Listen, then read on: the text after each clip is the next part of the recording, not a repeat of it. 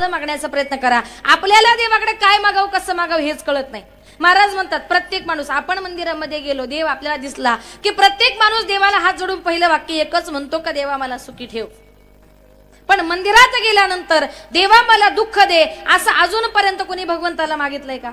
नाथ महाराज भागवतामध्ये वर्णन करतात, मज लागी दुःख भावे ऐसा कोणी भविना जीवे न वांछिताही दुःख पावे येणे न स्वभावे स्वतंत्रता. म्हणजे देवा मला दुःख दे असं कोणी म्हणत नाही. प्रत्येक माणूस रात्रंदिवस भगवंताकडे चांगलं मागत असतो, सुख मागत असतो. आणि प्रत्येक माणसाची भगवंताला एकच मागणी, देवा माझं चांगलं कर आणि माझ्या शेजारच्याच काय म्हटले वाटोळ कर. बघा, म्हणजे प्रत्येकाच्या तोंडामध्ये एकच शब्द, माझं चांगलं करणं, माझ्या शेजारच्याच वाटोळ कर. म्हणजे आपण भगवंताकडे हे मागतो, कुठेतरी भगवान परमात्म्याकडे मागताना आपण चुकतोय. महाराज म्हणतात आपण आज कीर्तनाला जरी आलो ना, कीर्तनाला माणसाचा अर्धा जीव असतो आपल्या चप्पल मध्ये. तुम्ही एवढे माणसं जरी कीर्तनाला आले ना, प्रत्येक जण म्हणतो बाबा माझी चप्पल पहिली माझ्या मांडीच्या खाली असू दे. म्हणजे महाराज म्हणतात चप्पलीमध्ये जीव असो. बरं, देवाच्या दर्शनाला जरी गेलो ना, आपण दाराच्या बाहेर चप्पल काढली, आपण म्हणतो देवा आता माझं लक्ष तुझ्याकडे आहे, पण दर्शन होईपर्यंत तुझं लक्ष जरा माझ्या चप्पलकडे ठेव. म्हणजे मंदिरात गेल्यानंतर सुद्धा आपण त्या ठिकाणी संसार प्रपंच अशाच गोष्टी आपल्या मनामध्ये भरलेल्या असतात. परिणाम महाराज म्हणतात तुम्हाला मला देवाची प्राप्ती होत नाही. पण संत महात्मे देवाकडे जरी मागतात ना, त्यांच्या मागण्यामध्ये फक्त जगाच्या कल्याणाचा विचार असतो. हा संत आणि माणसातला फरक आहे. संत महात्मे म्हणतात रात्रंदिवस देवाचं नामचिंतन करणं आमचा स्वभाव आहे. जन्माला आल्यानंतर प्रत्येक माणसाचा एक स्वभाव असतो आणि त्या स्वभावाला किती बदलण्याचा प्रयत्न करा, माणसाचा मूळ स्वभाव कधी बदलत. अगदीच आपल्या गावठी भाषेमध्ये जर सांगायचं झालं तर कुत्र्याची शेपटी वाकडी ती तुमच्याकडे आहे ना म्हण, काथा जळतो वळ जळत नाही. थोडक्यात काय, माणूस मरतो पण त्याचा स्वभाव कधी चेंज होत नाही. त्याच्याबद्दल एक तुम्हाला सुंदर उदाहरण सांगते. एका गावात एक वैदिन राहत होती. वैदिन माहितीये तुम्हाला? महिला मंडळ वैदिन माहितीये? थोडस मोठ्यानं हो म्हणा ना. पैसे लागतात का बोलायला आमच्यासारखे? तुम्ही सांगाल तुम्हाला बोलायचे पैसे दिले डॉक्टर साहेब आणि आमचं काय, तुम्हाला थोडे थोडे वाटेल फक्त बोला. वैदिन माहितीये? बोलत चला, बोलल्यानंतर कीर्तनात जरा चांगलं होतं. बरं, ती वैदिन रस्त्यानं चालली होती. सुया घे बिब घे दामन घे पोत घे. मी नाही बर का वैदिन, तुम्हाला वाटायचं वैदिन आली का काय. ती वैदिन रस्त्यानं चालली होती. सुया घे बिब घे दामन घे.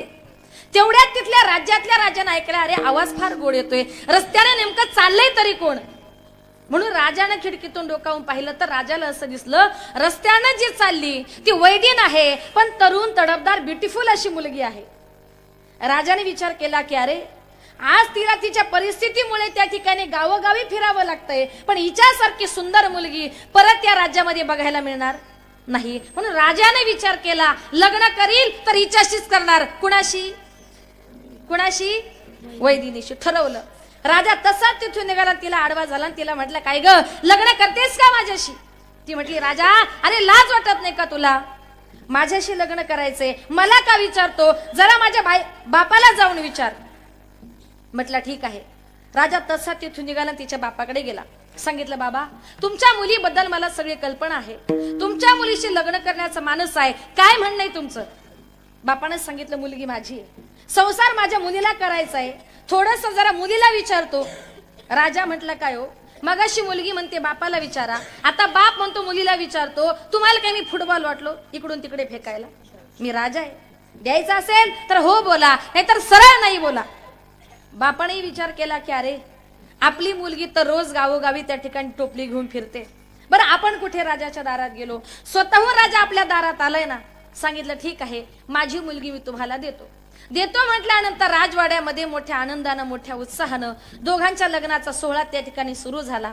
एक 4-5 दिवसापूर्वी गावोगावी फिरणारी वैदिन कोण झाली? राजाची राणी झाली. राजाची राणी झाली, राज दरबारामध्ये गेली. आता राजाची राणी म्हटल्यानंतर कुठलंही काम करायचं नाही, 20-25 दाशातीची सेवा करण्याकरता फक्त एका जागी बसायचं, अजिबात हालचाल करायची नाही, काय जागेवर ते खायचं. पण आता विचार करा, हिला दिवसभरातून 17 गाव फिरायची सवय, एका जागी बसून गोड लागे ना.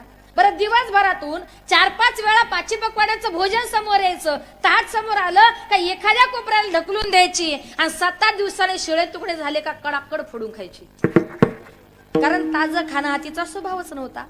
आता हिंदू धर्माच्या प्रथेप्रमाणे 1-2-3 महिन्यामध्ये राजवाड्यामध्ये सत्यनारायणाची महापूजा आयोजित करण्यात आली. पूजा वगैरे पार पडली. ननंदबाई पुढे आली, म्हटली वहिनी जरा नाव घ्या. आता नाव घ्या म्हटल्यावर थोडीशी लाजली आणि तिनं नाव घ्यायला सुरुवात केली. नवऱ्याचं नाव होतं हरिश्चंद्र राजा, नवऱ्याचं नाव होतं हरिश्चंद्र राजा. तिनं नाव घ्यायला सुरुवात केली. घेऊ का नाव? महिला मंडळ समोरच बसले. घेऊ? बरं मी नाव घेते, पण तुम्ही लक्षात ठेवा, एखाद्या लग्नात तुम्हाला काम येईल बरं का, नीट लक्षात ठेवा जरा. बरं तिनं नाव घ्यायला सुरुवात केली. पांढऱ्या पांढऱ्या दुधाची मऊ साय, पांढऱ्या पांढऱ्या दुधाची मऊ साय, हरिश्चंद्र राजाची बायको नाव घेते भाकर वाडगे माय. म्हणजे राजाची राणी जरी झाली, तिचा भाकरी मागण्याचा स्वभाव गेला का? नाही. एकनाथ महाराज वर्णन करतात, आधी होती दासी हो, आधी होती दासी पट्टराणी केली तिसी, तिचे हिंडणे राहीना मुळ स्वभाव जाईना, तिचे हिंडणे राहीना मुळ स्वभाव जाईना, तिचे हिंडणे राहीना मुळ स्वभाव जाईना, तिचे हिंडणे राहीना मुळ स्वभाव जाईना. आधी होती दासी पट्टराणी केली तिसी, आधी होती दासी पट्टराणी केली तिसी, तिचे हिंडणे राहीना मुळ स्वभाव जाईना, तिचे हिंडणे राहीना मुळ स्वभाव जाईना, तिचे हिंडणे राहीना मुळ स्वभाव जाईना, तिचे हिंडणे राहीना मुळ स्वभाव जाईना.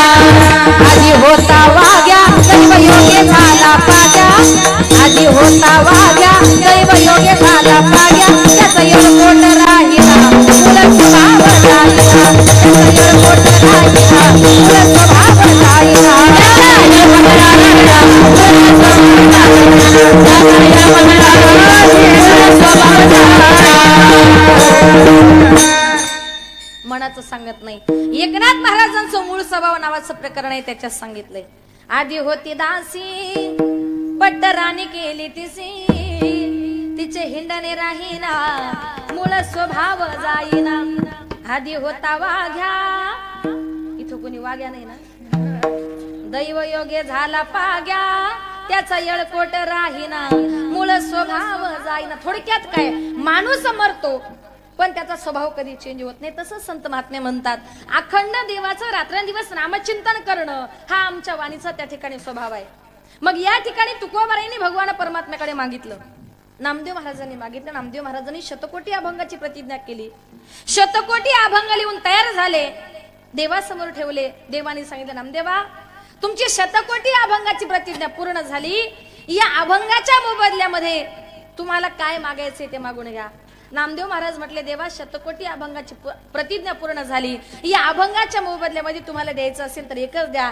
काय मागितलं? अकल्प आयुष्य व्हावे तया कुळा, अकल्प आयुष्य व्हावे तया कुळा, अकल्प आयुष्य व्हावे तया कुळा, अकल्प आयुष्य व्हावे तया कुळा, आयुष्य व्हावे तया कुळा,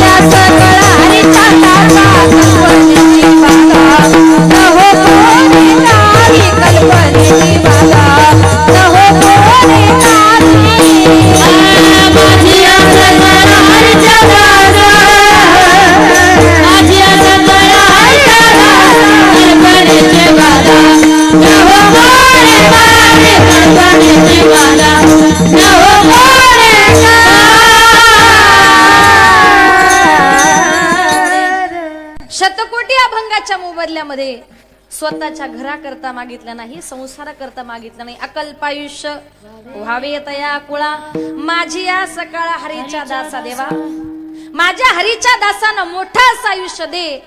आणि ही संत मंडळी सुखी असो. शतकोटी अभंगाच्या मोबदल्यामध्ये वारकऱ्यांचं सुख, संतांचं सुख, वारकऱ्यांकरता मोठं आयुष्य त्या ठिकाणी मागून घेतलं. संत महात्मे जगाच्या कल्याणाकरता मागतात, पण या अभंगात थोडासा विरोधाभास आहे. तुम्ही सांगाल संत महात्मे जर जगाच्या कल्याणाकरता मागतात तर या अभंगामध्ये आमच्या जगद्गुरु तुकोबरा यांनी स्वतःसाठी मागितलं, हक्कानं मागितलं, हट्टानं मागितलं. काय मागितलं? अभंगाचे प्रथम चरण. माझ्या वडिलांचे निरासे देवा, माझ्या वडिलांचे निरासे देवा,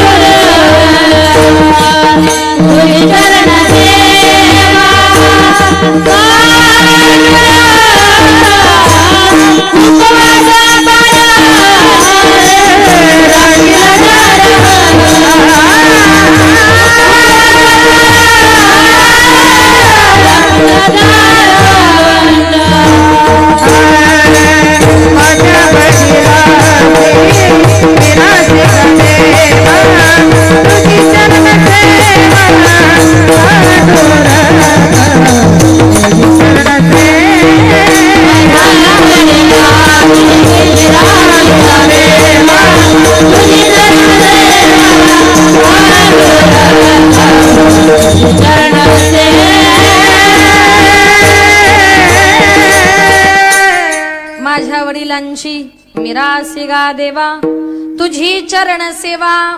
पांडुरंगा तुकोबरायांनी पांडुरंगा परमात्म्याकडे काय मागितलं? देवा, ज्याप्रमाणे माझ्या वडिलांनी, माझ्या पूर्वजांनी रात्रंदिवस तुझ्या चरणाची सेवा केली ना, इको कमी करा ना, अजून कमी करा, त्याप्रमाणे मला देखील तुझी चरण सेवा. पांडुरंगा, आपल्या वडिलांचा वारसा चालवणं याच्यामध्ये खरा धर्म तयार होतो.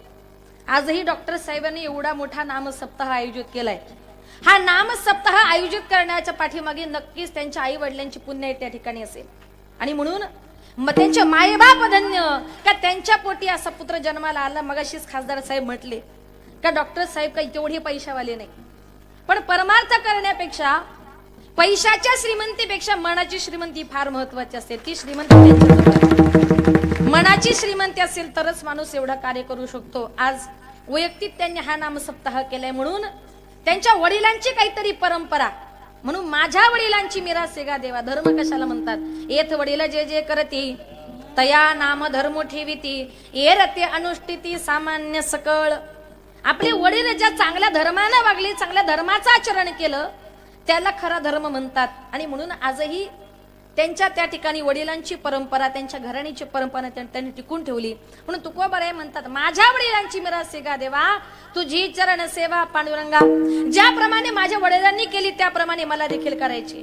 आमच्या संत महात्म्यांनी त्या देवाच्या नावाचा झेंडा, त्या विठ्ठलाचं इतकं नामचिंतन केलं, इतकं नामचिंतन केलं का त्या देवाचं नामचिंतन तुम्हाला आम्हाला नाही, तर त्या देवाचं नामचिंतन संतांनी कुठपर्यंत नेलं. स्वर्ग मृत्यू पाताळ यांचा मंडप घातला,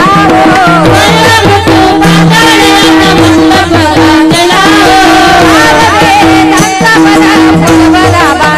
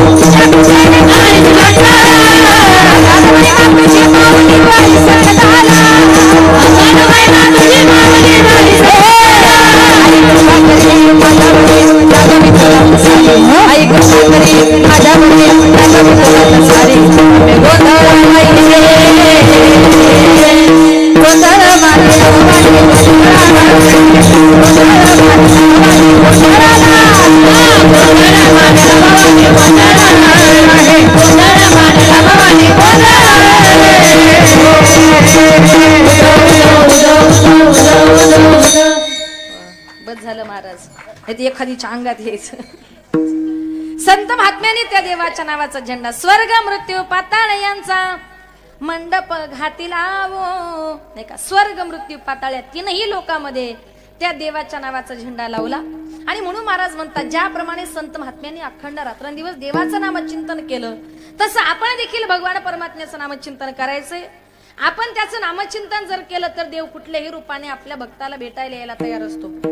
आज जगामध्ये एवढी माणसं आहेत, देवाला प्रत्येकाला भेटणं शक्य नाही. म्हणून असंही हिंदू धर्मामध्ये म्हण आहे, अतिथी देवो भव. दारामध्ये आलेला अतिथी कधी कधी देवाच्याही रूपाने येऊ शकतो. आलेल्या अतिथीला देव मानण्याचा प्रयत्न करा. म्हणून महाराजांनी म्हटले, भगवंताला ओळखायचंय, पण भगवंताला ओळखण्याकरता त्याच्याकरता आपल्याजवळ वर्म माहिती पाहिजे. वर्म जर चुकला तर माणसाला दुःख भोगावं लागतं. वर्म नावाची गोष्ट किती महत्वाची, एक सुंदर उदाहरणातून पटवून देते.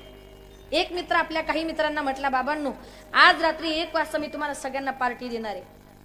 मित्र म्हटले, रात्री 1 वाजता पार्टी द्यायचा कुठे टाइम असतो का? अरे तुम्हाला काय करायचंय, 1 वाजता फक्त अमक्या अमक्या हॉटेलमध्ये यायचं काम करा. म्हटले ठीक आहे. आता मित्र म्हटले, अरे पार्टी देणारे पण कशाची सांग तरी. तो म्हटला, कसं आहे ना, माझ्या बायकोनं कालच तिच्या माहेरून चांगली मोठी बकरी आणली. तुमच्याकडे शेळी म्हणतात का बकरी हो? आ काय म्हणतात? दोन्ही पण ना, म्हणजे दोन्ही सांगितल्यावर कळेल ना.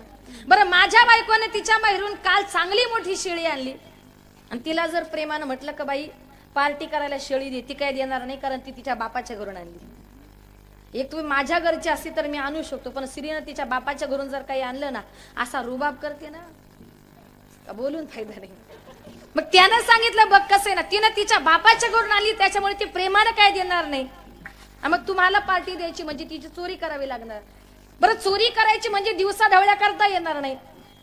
मग याच्यावर उपाय काय? रात्रीच्या टायमाला म्हटलं, माझी बायको मुलं झोपले का मी रात्रीच्या टायमाला ती बघ शेळी चोरून आणणार आणि तुम्हाला पार्टी देणार. म्हटलं ठीक आहे. रात्रीच्या टायमाला हे सगळे मित्र त्याच्या पार्टीची वाट बघत बसले. रात्री 1 वाजता हा घरी गेला, गोठ्यात गेला, त्यानं ती शेळी नेली, कापली, तिची पार्टी बिर्टी केली. सकाळी उठला, आंघोळ बिंघोळ केली, गोठ्यामध्ये गेला, बघतो तर काय, त्या गोठ्यामध्ये शेळी तशीच. बायकोला म्हटलं, काय ग, गोठ्यामध्ये शेळी तशीच कशी काय? बायको म्हटली, अहो त्या शेळीचं मरू द्या, पण रात्री 1 वाजता गोठ्यातून तुम्ही कुत्र्याला कुठं घेऊन गेले होते? कुत्र्याचीच पार्टी केली. वर्म चुकलं. महाराज म्हणतात, जीवन जगताना एखाद्या गोष्टीचं वर्म जर चुकलं तर त्या ठिकाणी पुन्हा ते चेंज करता येते. तो कोबारे म्हणतात, ऐसीवर मेमज दावी नारायणा अंतरीच्या पुरा प्रगोलनी देवा. असा वर्म सांगा जे वर्म आमच्याकडून कधी चुकता कामा नये. भगवंताला ओळखण्याचं वर्म माहिती पाहिजे. कारण महाराज म्हणतात, देवाचं पहिलं कार्य भक्ता राखे पायापासी दुर्जनासी सहारी. आपल्या भक्ताला पायाजवळ ठेवणं, दुर्जनाचा सहार करणं हे देवाचं पहिलं कार्य आहे. आपण देवाला कितीही विसरण्याचा प्रयत्न करा, पण देव आपल्या भक्ताला कधी विसरत नाही. एक दिवस एक बाबा आषाढी यात्रेच्या निमित्ताने पंढरपूरला निघाले. निघाल्यानंतर त्यानं आपल्या मुलाला सांगितलं, बाळा पंढरपूरच्या आषाढीची वारी आहे, मी जरा 2-4 दिवस पंढरपूरला चाललो, तू काय कर, मी गेल्यानंतर पहाटे 4ला उठून जरा देवपूजा करत जा. मुलाने सांगितलं, बाबा पहाटे 4ला उठणं वगैरे मला काही जमणार नाही आणि मी काय देवपूजा करणार नाही.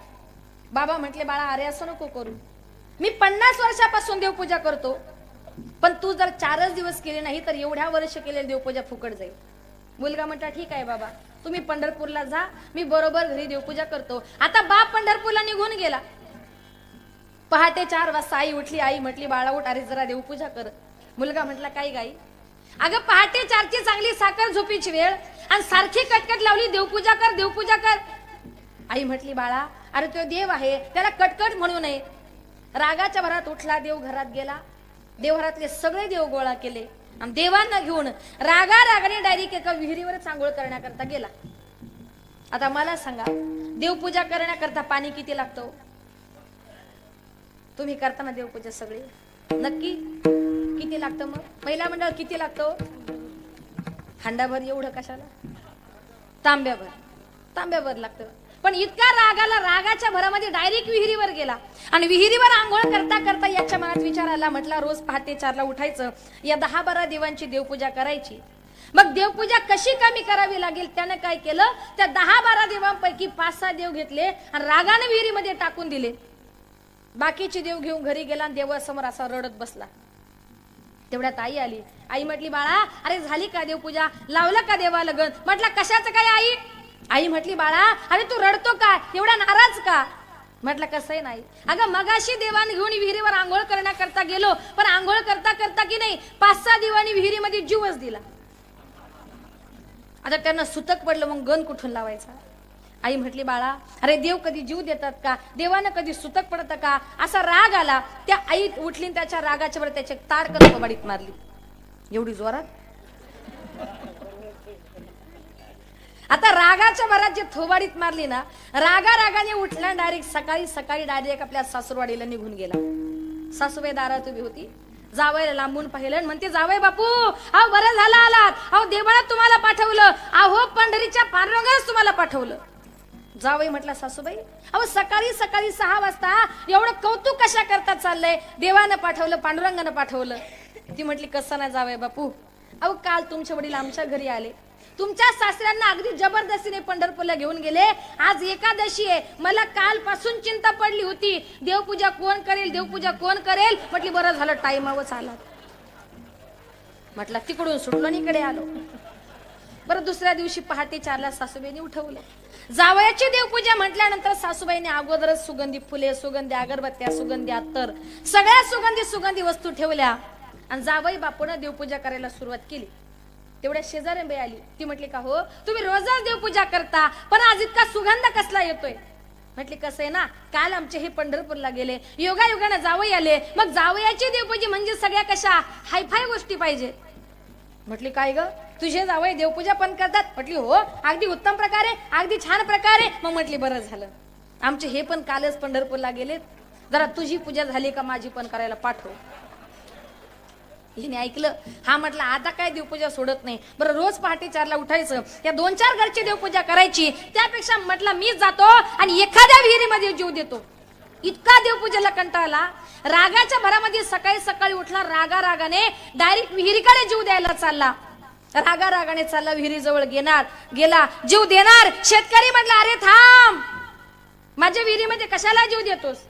तुला जर कामाचा कंटाळा असेल ना तर माझ्या घरी चल, मी तुला कुठलंच काम सांगणार नाही.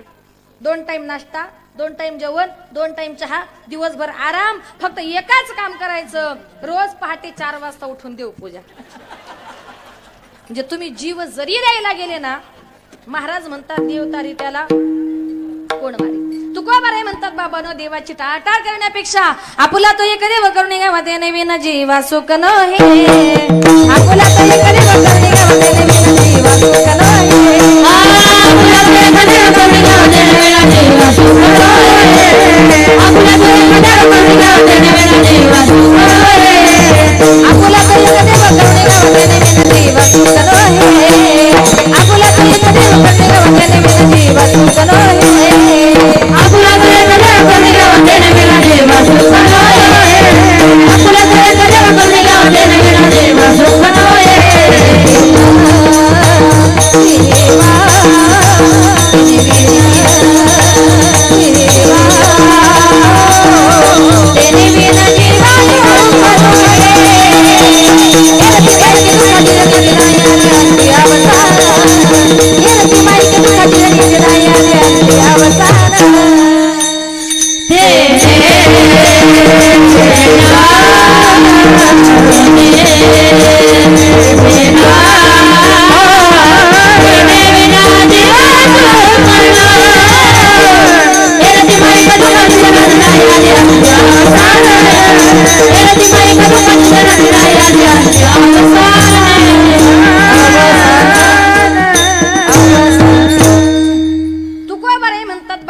देवाची टाळटाळ करण्यापेक्षा आपुला तो एक देव करुणी घ्यावा तेने विन जीवा सुख नाही. प्रत्येक माणसाने एक भगवान परमात्मा आपला करा आणि एक परमात्मा आपला केल्याशिवाय तेने विन जीवा सुख नाही.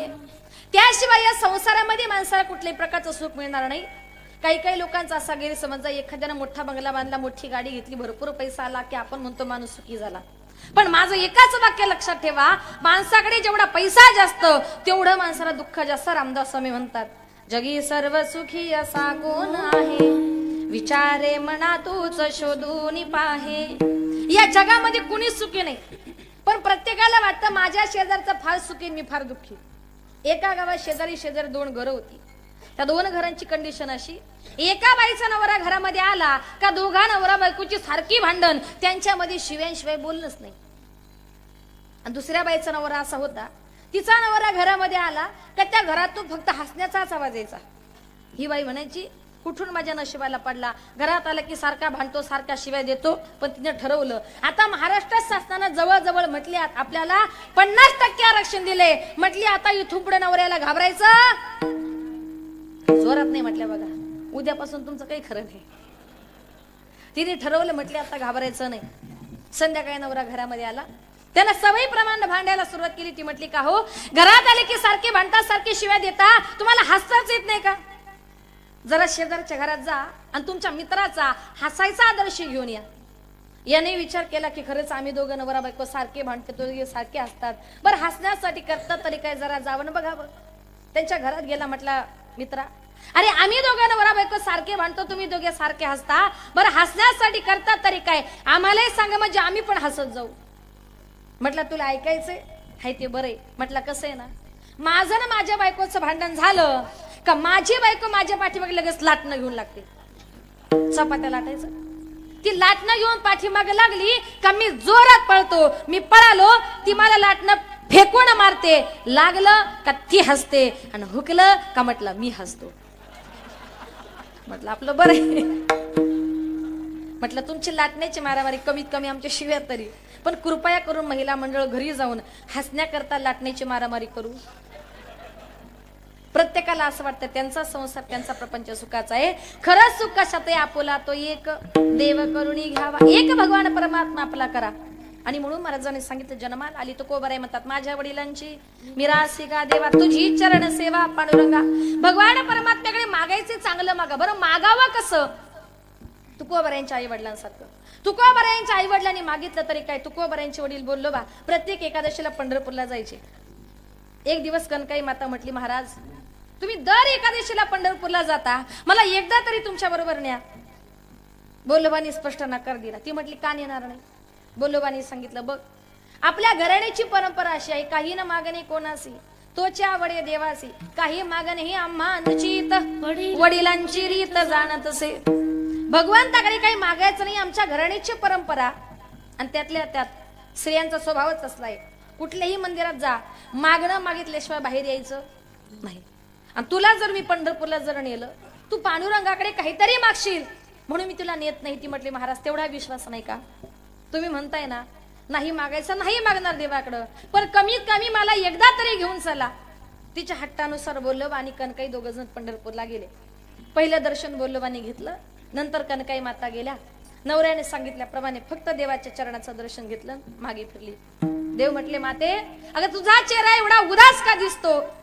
पटकन मागे फिरली. म्हटली, देवा अरे उदास का दिसतो? मला उलट विचारतो, अरे लग्नाला किती वर्ष झाले, अरे मुलबाळ होत नाही मला. घरी काय म्हटली होती मागणार, पण तिथं गेल्यावर मागितलंच. देव म्हटले, माते अगं नाराज होऊ नको, एवढी का नाराज होते? अगं जा, तुला मुलगा होईल. कितीतरी वर्ष मुलगा होत नव्हता, देवानं मुलगा होईल म्हटल्याबरोबर अशी हसत हसतच बाहेर गेली. नवऱ्यानं पाहिलं, त्यानं सांगितलं, काय ग तुला घरीच सांगितलं होतं देवाकडे काही मागायचं नाही, इथं आल्यावर का मागितलंस?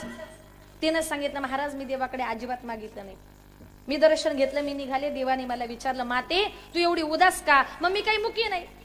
मी देवाला उत्तर दिले की माझी कुस पवित्र नाही. मग देवाने काय सांगितलं? देवाने सांगितलं, माते अगं जा, तुला मुलगा होईल. अरे नुसता मुलगा होईल, आता मागून मागितले ना, परत विठ्ठलाकडे जा आणि त्या देवाला सांग, तुला जर आम्हाला जर मुलगा द्यायचा असेल ना, तर असा मुलगा दे, ऐसा पुत्र दे, पुत्र दे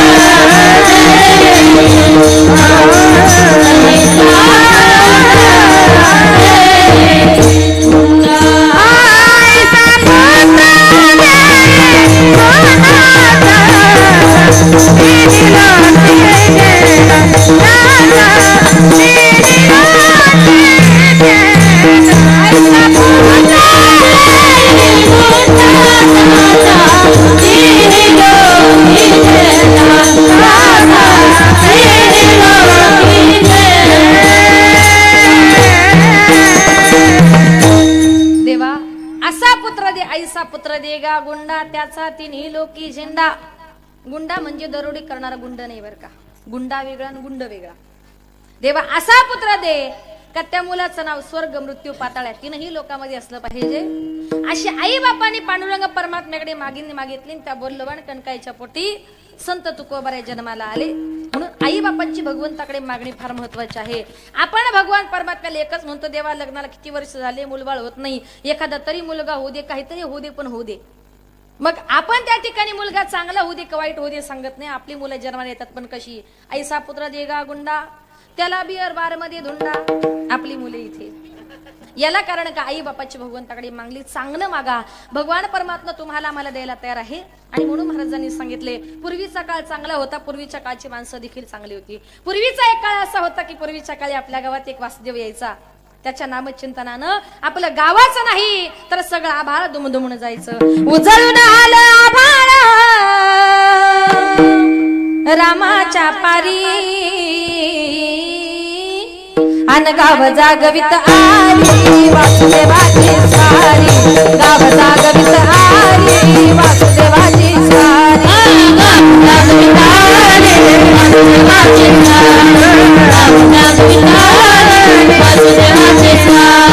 सूर्या संगाई शागर प्रयंकार गांधार उजेड केला घेतो म्हणून बेकार गा बेकार. पापाच्या मोर पुण्याई प्रतिया भारी अन गाव जागवित आली वासुदेवाची स्वारी. गाव जागवित आली वासुदेवाची स्वारी.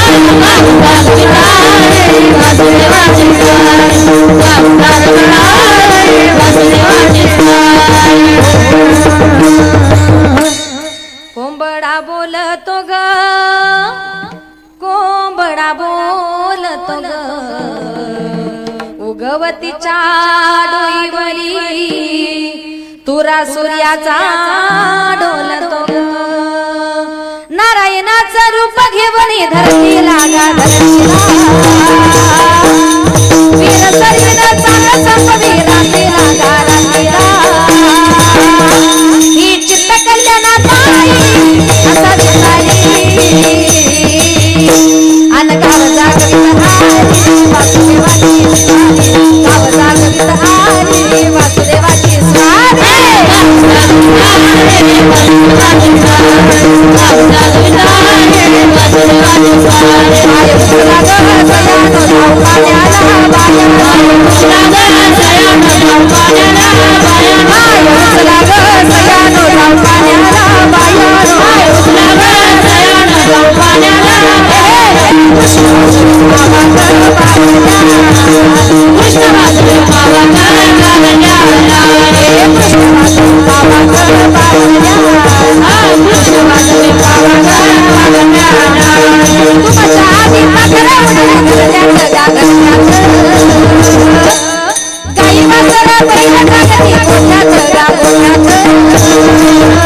कृष्णाचं रूप हे आला दारी अन गाव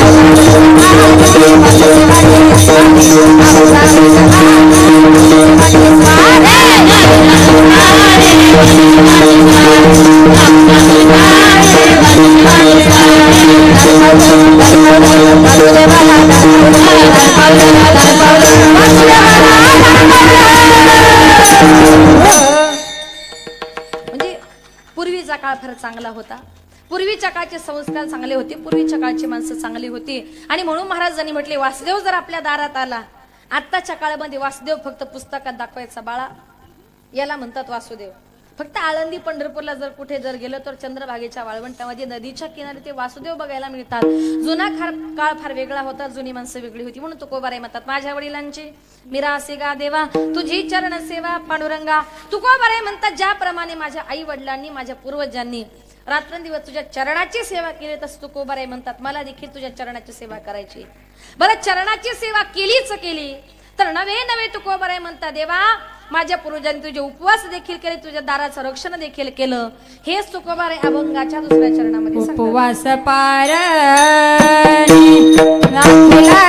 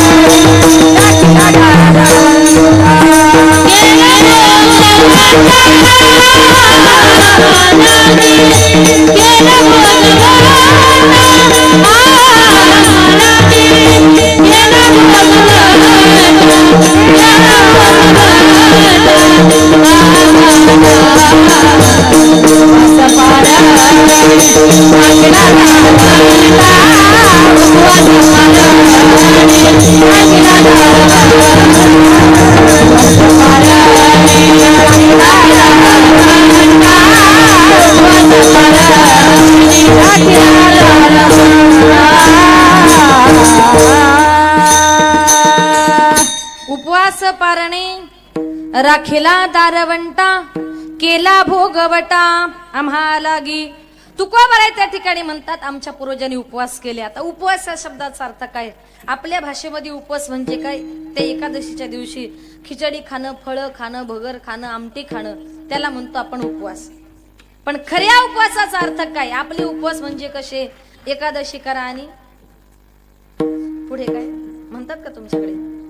काय म्हणतात? बकरीवाणी म्हणतात का नाही? म्हणजे आपली एकादश अशी. पण संत महात्म्यांनी जे उपवास केले ते उपवास कसे? उपवास पारणे. उपवास या शब्दाचा अर्थ काय? उप म्हणजे परमात्मा, वास म्हणजे सानिध्य. महाराज म्हणतात ज्या देवाचा उपवास केलाय ना त्या देवाच्या जवळ बसून रात्रंदिवस त्याचं नामचिंतन करणं त्याला उपवास म्हणतात. राखिला दारवंटा, तुझ्या नावाचं भजन पूजन केलं, तुझ्या दाराचं रक्षण केलं, केला भोगवटा आम्हा लागी. तुकोबाराय म्हणतात जसं त्यांनी केलं तसं तुम्ही देखील करा, तुमचा उद्धार त्याच्यामध्ये आहे. महाराजांनी सांगितलं ज्या कलियुगामध्ये आपला जन्म झालाय ना, कली पापाची समूर्ती भयंकर अशी या कलियुगात महाराज म्हणतात आपला जन्म झाला. आणि या कलियुगामध्ये आपली भाषा अशी आहे, लोक एका अर्थाने बोलतात ना, लोक त्याचा दुसराच अर्थ घेऊन पळतात. थोडस आपल्या भाषेबद्दल सांगते का लोक त्याचा गैरअर्थ कसा करतात. एका गावात एक माणसाला जरा अर्जंट फोन करायचा होता, तो पळत पळत दुकानात गेला. म्हटला दुकान मालक मला पटकन तुमचा मोबाईल द्या, मला जरा माझ्या घरी अर्जंट फोन करायचा आहे. दुकान मालकानं सांगितलं हा जो काही मोबाईल आहे हा माझा प्रायव्हेट आहे, समोर एसटीडी आहे तिथं जा आणि तिथून तुला काय फोन करायचंय तो कर. तो गृहस्थ एसटीडी मध्ये गेला, त्याच्या डोक्यात काहीतरी आलं आणि येऊन त्यानं दुकान मालकाच्या 2 तडातड थोबाडीत मारल्या. दुकान मालक म्हटला काय रे, तुझा आणि माझा काही संबंध नाही, मी तुला काही वाईट बोललो नाही, माझ्या तोंडामध्ये मारण्याचं कारण काय? तो म्हटला दुकान मालक माझं काय चुकलं? दुकान मालक म्हटला अरे विनाकारण मारलं वरून म्हणतो माझं काय चुकलं? तो म्हटला बघ दुकान मालक मी तुम्हाला प्रामाणिकपणे म्हटलं तुमचा मोबाईल द्या, तुम्ही मला म्हटले एसटीडीत जा. बरं मी एसटीडी मध्ये गेलो होतो पण तिथं असं लिहिलंय प्रथम 2 लावा आणि मग फोन लावा, म्हणून तुमच्या 2 लावण्याकरता मागं आलो. म्हणजे लोक आपल्या बोलण्याचा काय अर्थ घेतील याची गॅरंटी नाही. एक दिवस एक माणूस हॉटेलमध्ये गेला आणि म्हटलं मला पटकन एक बटाटवडा द्या. बटाटवडा माहिती ना, बटाटवडा द्या म्हटला. त्या ठिकाणी तो खायला बसला आणि त्यानं काय केलं, त्या बटाटवड्याचं वरचं पीठ काढून टाकलं आणि मधला बटाटा खायला सुरुवात केली. शेजारचा माणूस म्हटला, काय रे, या परिसरातला एवढा प्रसिद्ध बटाटवडा आणि त्याचं वरचं पीठ काढतोय, मधले बटाटे खातोय, अरे कशाला 10 रुपये घातले, घरी जाऊन बटाटेच खा ना. म्हटलं, ग बस, तुला काय कळतं का? म्हटलं, काय झालं? म्हटलं, कसं आहे ना, माझी तब्येत बरी नाही, मी कालच डॉक्टरांकडे गेलो होतो आणि डॉक्टरांनी मला असं सांगितले, बाहेरचं काही खायचं म्हणून वरचं पीठ काढतो ना आतला बटाटा खातोय.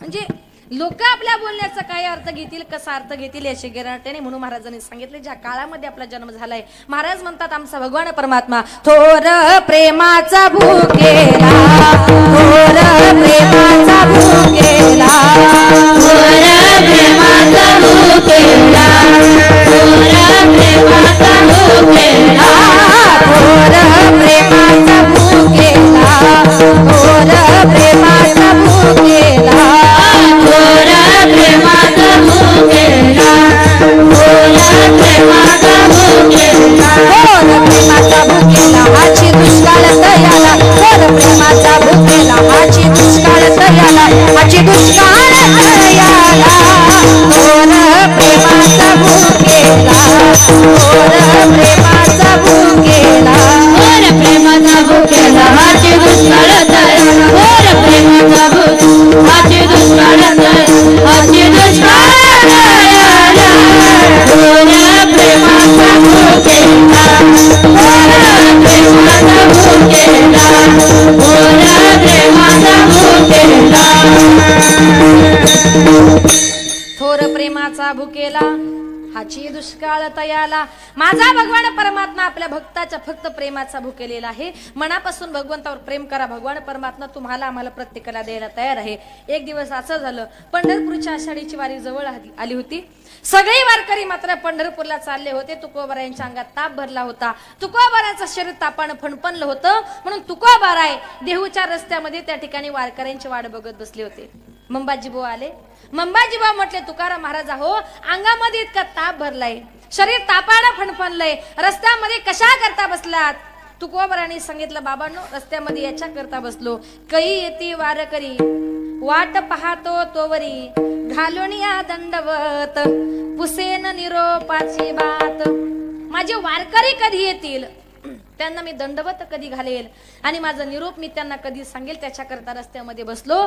ज्या लोकांचा पंढरपुराची काही संबंध नाही, अशा येणाऱ्या जाणाऱ्या प्रत्येक माणसाला तुकोबाराय विनवायचे, सांगायचे, बाबांनो, आलिया गेलिया हाती धाडी निरोप, आलिया गेलिया हाती धाडी निरोप, आलिया गेलिया हाती धाडी निरोप, आलिया गेलिया हाती धाडी निरोप, पंढरपुरी आहे माझा माया बाप, माया बाप, पंढरपुरी आहे माझा माया बाप, माझा माया बाप, येई हो विठ्ठले माझे माऊली, येई हो विठ्ठले माझे माऊली, येई हो विठ्ठले माझे माऊली, येई हो विठ्ठले माझे माऊली. ज्या लोकांशी पंढरपुराचा काही संबंध नाही, आलिया गेलिया हाती धाडी निरोप सांगायचं, बाबांनो, पंढरपूरला चाललेत का? देवाला माझा निरोप सांगा. वचन आहे का कमळापती, माझी रंकाची विनंती कर जोडितो कथे काळी, आपण असावे जवळी, माझी भाकावी करुणा विनवा पंढरीचा राणा. बरं, देवाला माझी विनवणी करून सांगा. नुसती विनवणी करून सांगू नका, तर मला आठवा. तो का म्हणे, मजा आठवा मूळ लवकरी पाठवा. मला घेण्याकरता देवाला पाठवून द्या. त्या ठिकाणी वारकरी मुक्काम दर मुक्काम करत करत पुढे चालले.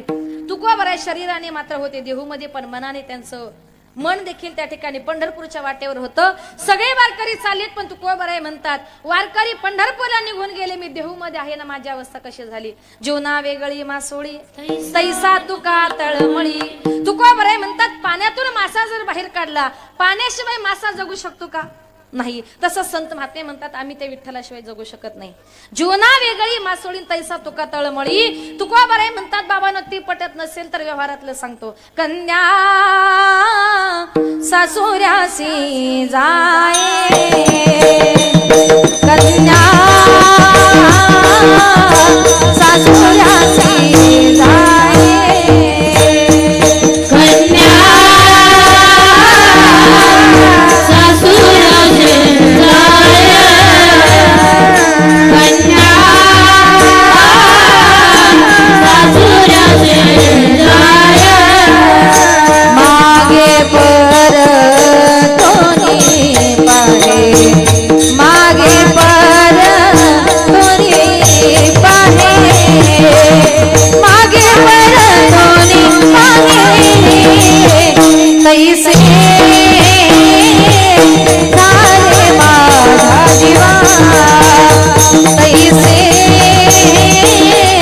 झाले माझा जीवा. मागे परतोनी पाहे, मागे परतोनी पाहे, मागे परतोनी पाहे, तैसे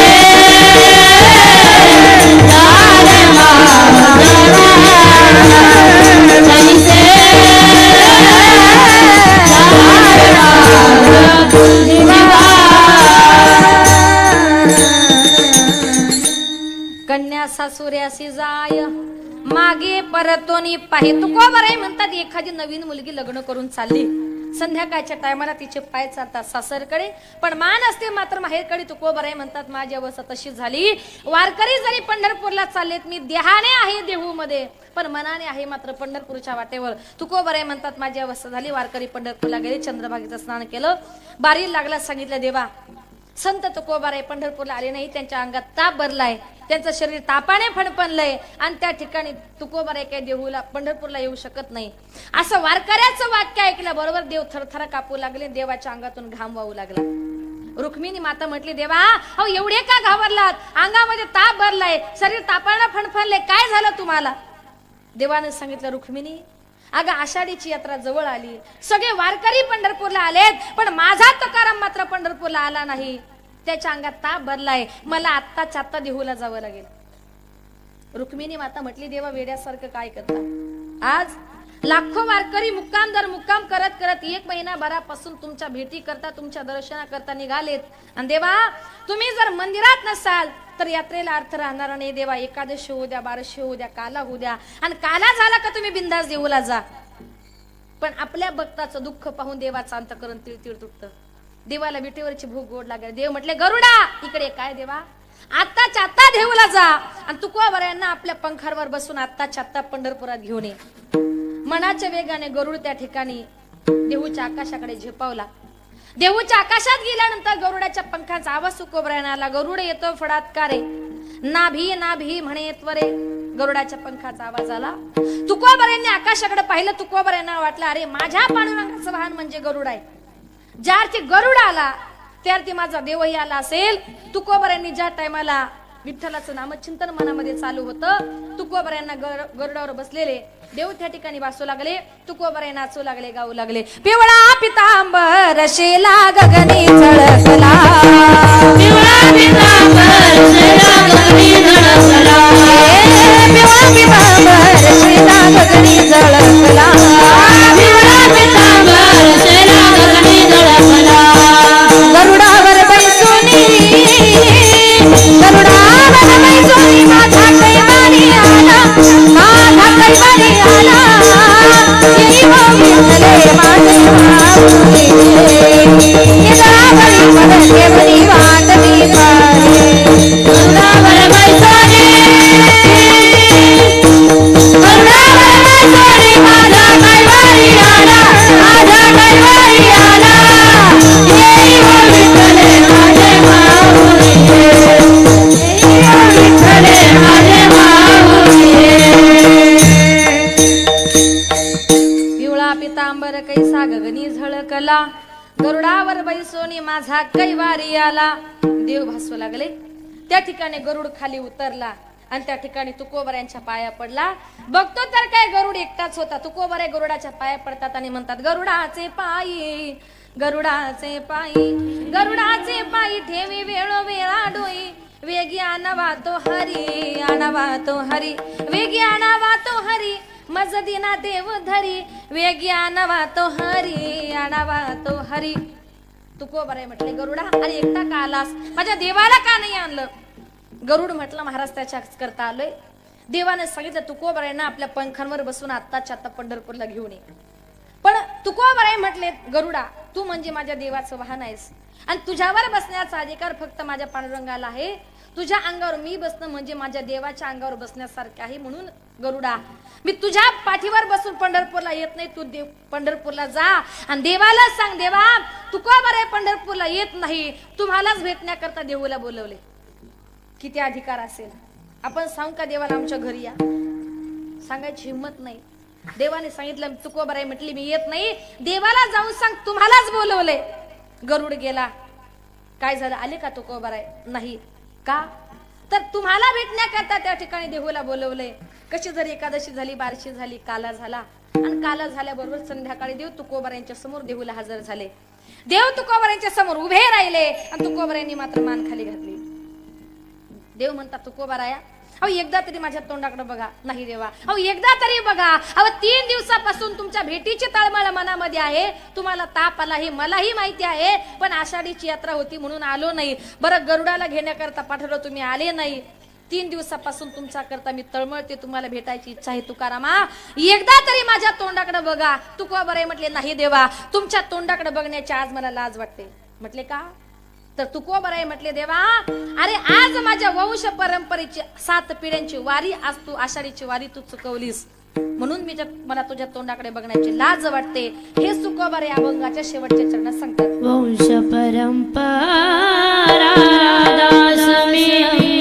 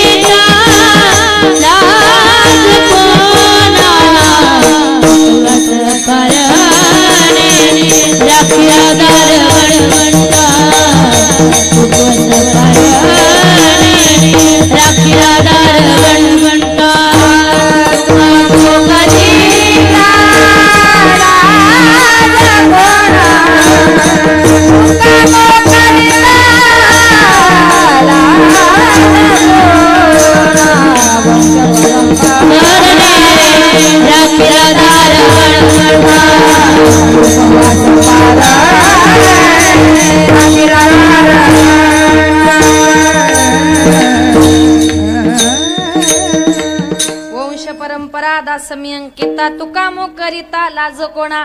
तुकोबराय म्हटले, देवा माझ्या वंश परंपरेच्या 8 पिढ्यांची वारी तू चुकवलीस, याच्यामध्ये लाज माझी गेली नाही. एखाद्या बाईची साडी फाटली, लुगडं जर फाटलं, ती बाई रस्त्यानं चालली, लोक म्हणतात बायको कोणाची? तू का म्हणे नगन भाज तरी ते लाज स्वामीसी. लाज असते तिच्या नवऱ्याला. जसं तुकोबरायांनी वंश परंपरेची पंढरपूरची वारी केली, त्याप्रमाणे आपण देखील वारी केली पाहिजे. आळंदीला जा, पंढरपूरला जा, त्र्यंबकेश्वरला जा, देहूला जा. नवे नवे बऱ्याच लोकांची म्हणजे आपल्या सगळ्यांची. आज जो प्रभू रामचंद्रांचा अवतार म्हणून मानला जातो ते साईबाबा, आणि ज्यांच्या वर्धापन दिनाच्या निमित्ताने हा सप्ताह आहे, म्हणजे त्याची देखील लोक पायवारी करतात. ज्या टायमाला साईबाबाचे भक्त त्याला खांद्यावर घेतात आणि काय म्हणतात, तुला खांद्यावर घेईन, तुला पालखीत मिरवीन, तुला खांद्यावर घेईन, तुला पालखीत मिरवीन. साईबाबा मी शिर्डीला पायी चालत येईन, साईबाबा मी शिर्डीला पायी चालत येईन, साईबाबा मी शिर्डीला पायी चालत येईन, साईबाबा मी शिर्डीला पायी चालत येईन. पायी चालत नेरया श्रद्धा सबुरी वाला, पायी चालत नेरया श्रद्धा सबुरी वाला.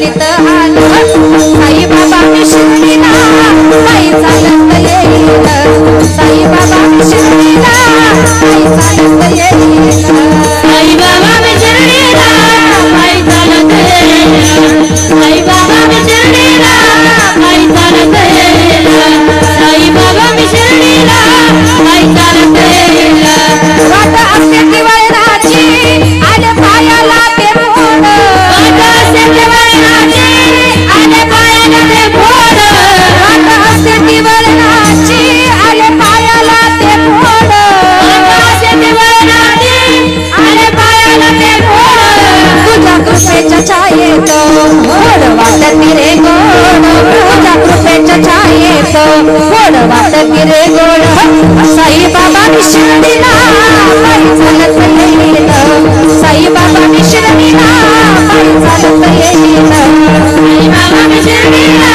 पायी चालत येईल पायी चालत येईल पायी चालत येईल पायी चालत येईल साई बाबा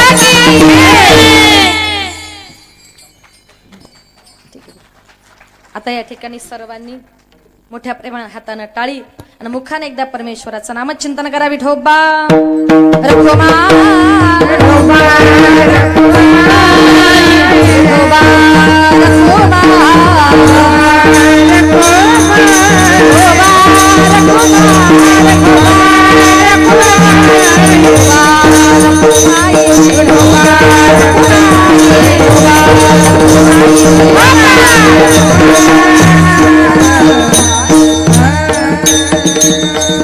माझ्या वडिलांची मिरासी गा देवा तुझी चरण सेवा पांडुरंगा उपवास पारणे राखीला दारवंटा केला भोगवटा महालागे.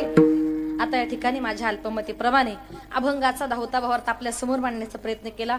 कार्यक्रमाची वेळ संपत आली आहे, जास्त वेळ घेणार नाही, पण थोडंसं जाताना प्रबोधनाविषयी बोलते. एके ठिकाणी संत तुलसीदास सांगतात की माते तुला जर मुलाला जर जन्म द्यायचा असेल तर अशा मुलाला जन्म दे. तो मुलगा छत्रपती शिवाजी राजासारखा शूर असला पाहिजे, तो हनुमंतरायांसारखा भक्त असला पाहिजे आणि तो बळीराजासारखा दाता असला पाहिजे. असा चांगला पुत्र माते तुला जर जन्माला जर घालता येत नसेल ना, जननी जनेस भक्त बने दाता बने या शूर नाही तो बरी वांज भली क्यू खाईया नूर. माते जन्म द्यायचा असेल तर चांगल्या मुलांना जन्म दे. जीवन जगताना आई वडिलांच्या आपल्या गर्भावर आपल्या मुलांवर चांगल्या प्रकारे संस्कार महत्वाचे. पण आताच्या काळामध्ये काही काही माताच अशा आहेत का त्यांना आपल्या गर्भावर आपल्या मुलांवर संस्कार कसे करावे हे माहित नाही. त्या माता काही करतात, 1-2 महिने झाले गरोदर राहिल्या, डॉक्टर काय सांगणार तुम्हाला आरामाची गरज आहे. मग गरोदर राहिल्यावर आराम करायला कुठं जायचं? महिला मंडळ माहेरी. बरं माहेरी गेल्यावर आपल्याला करमणुकीचं साधन काय? त्या टीव्हीनं वाटोळ केलं ना, काय ठेवलंय का? अहो ती माता गरोदर असते, गरोदरपणे टीव्ही पुढे बसते आणि त्या ठिकाणी काही पिक्चर लावते, काही हिंदी गाणी लावते. ती माता तो टीव्ही बघता बघता झोपते, पण तिच्या पोटातला गर्भ सगळे ते गाणी आणि पिक्चर ऐकत असतो. असे संस्कार जर त्या गर्भावर झाले.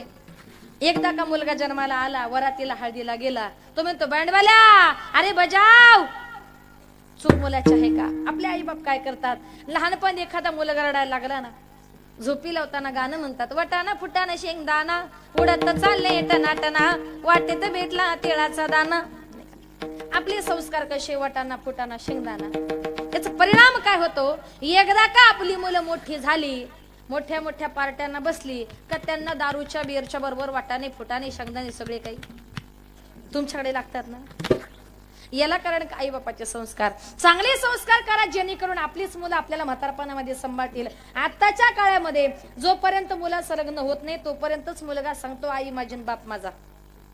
एकदा का मुलाचं लग्न झालं, कुणीतरी परगडची मुलगी घरात येते, 1-2 महिने घरातलं वातावरण बघते, नंतर हळूच नवऱ्याला सांगते या घरात मला तुमचे आई बाप नको. बायकोच्या सांगण्यावरून आई बापाला घराच्या बाहेर काढतो. एकदा का आई बाप घराच्या बाहेर गेले, बायकोला घेणार, घरात बसणार, काम नाही धंदा नाही, ताट घेतो, रोज बायकोची आरती करतो. जय देव जय देव जय माझी बायको, तुझे सांगशील तेच मी ऐको, जय देव जय देव. तुमच्याकडे आहे का बायकोची आरती? पुरुष मंडळ नाही ना. बरं आली तरी करू नका. एवढ्यावर काय मन समाधान होत नाही, परत ताट घेतो, परत आरती करतो. आग आग बाईले सर्व तुला वाहिले, तू माझी देवी मी तुझा भोप्या. भोप्यान भूपी घरात आई बाप कुठं घराच्या बाहेर. पण आम्ही सांगत नाही तुम्ही तुमच्या बायकोची आरती करू नका, प्रेम करू नका, अवश्य करा. पण कधी करा, तुमची बायको जर तुमच्या वडिलांची सेवा करत असेल तर तुम्ही तिची सेवा करा. आणि तुमची बायको जर तुमच्या वडिलांची सेवा करत नसेल तर तुम्हालाही तिची गरज. काही भामटे नाही सुद्धा म्हणत नाही. म्हणून या विश्वामध्ये आई बापासारखं श्रेष्ठ दैवत नाही.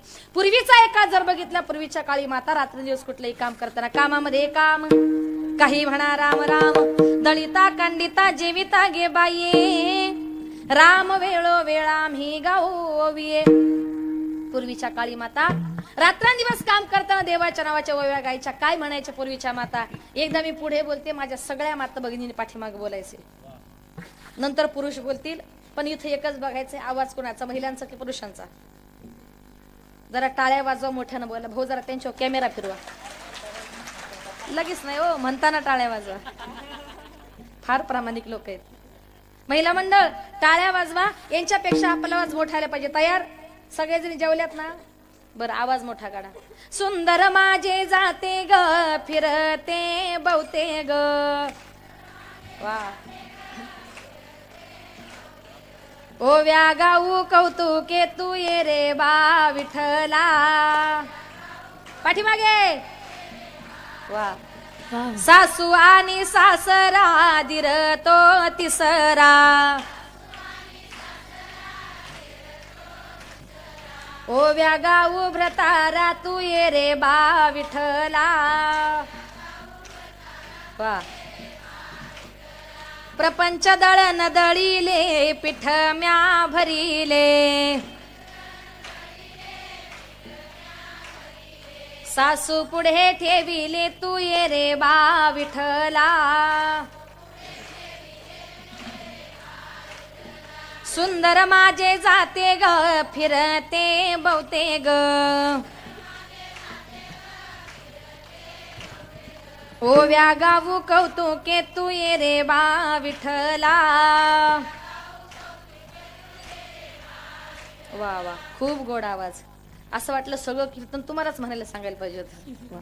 आता नंबर तुमचं तुम्हीच बघा किती काढायचा आवाज. टाळ्या वाजवणं, मोठ्यानं बोला. बाळ सगुण गुणाचे ताने ग बाळ दिसतय गोजिरवाने. वा. काय सांगता ग राणे ग गोकुळच्या नारी. श्रीरंग माझा वेडा ग त्याला नाही दुसरा जोडा. वा. तुम्ही याची संगत सोडा ग गोकुळच्या नारी. अग तुम्ही यांची संगत सोडा ग वाजेगावच्या नारी. अहो म्हणा. अरे तरी म्हटले अहो कशाला धरले व आवाज नाही काय. असं बर का, पण खूप छान आवाज आला. ते बाबा तसं पण म्हटले असं. पूर्वीच्या काळी असे संस्कार होते. परिणाम पूर्वीच्या काळी मुलं चांगली होती. ज्ञानोबाराय, तुकोबाराय, संत जनाबाई, संत मीराबाई यांच्यासारखी संत मंडळी, राज्य मंडळी जन्माला आली. याला कारण का? त्यांच्या आई वडिलांचे संस्कार. चांगले संस्कार करा जेणेकरून आपली मुलं वाईट व्यसनांच्या आहारी जाणार नाही. वाईट व्यसन म्हणजे कशाचं? दारू पिणं, बियर पिणं, गुटखा खाणं, अशा अनेक प्रकारचे वाईट व्यसन आहेत. वाईट व्यसनांच्या आहारी जाऊ नका. ज्या दिवशी माणसानं दारू पिली, बियर पिली, जुगार खेळला, त्या दिवशी त्या माणसाचा प्रपंच संपला. दारुड्या माणसाचा प्रपंच आयुष्यात आणि भविष्यात कधी चांगला होत नाही. बरं, दारुडे लोक दारू पिल्यावर घरामध्ये शांत बसतात का? प्रामाणिकपणे. एक दिवस एक दारुडा घरी दारू पिऊन आला आणि बायकोला म्हटलं, अगं जर मी या देशाचा पंतप्रधान झालो असतो ना, 2 दिवसात देशाचा काय पलट केला असता. बायको म्हटली, अहो तुम्ही देशाला बदलाल ही गोष्ट खरी आहे. पहिली पायातली चप्पल बदला आणि मग देशाला बदला. कारण सकाळपासून एक तुमची एक माझीच घालून फिरताय. असे देश नेहमी काही कामाचे नाही. म्हणून तुम्हाला एक खरंच सांगते, हे दारुडे लोक बरं दारू पिल्यानंतर असे का वागतात बरं का? त्याच्या पाठीमाग खूप मोठं कारण. एक सुंदर उदाहरण राहून सांगते. एका जंगलामध्ये एका झाडाखाली एक पोपट, एक वाघ आणि एक डुक्कर 3 जण मित्र राहत होते. पहिला, दुसरा, तिसरं डुक्कर, चौथं बर 3 जण मित्र राहत होते. जंगलामध्ये सोसाट्याचा वारा आला. वारा आल्यानंतर ते झाड खाली पडलं. झाड खाली पडल्यामुळे झाडावरचा पोपट खाली पडला आणि तो मरण पावला. वाघानं पाहिलं की अरे ते आश्रयाचं झाड पडलं, त्याच्यावरचा पोपट मरण पावला. त्या पोपटाचा शोक करून करून तो वाघ सुद्धा तिथंच मेला.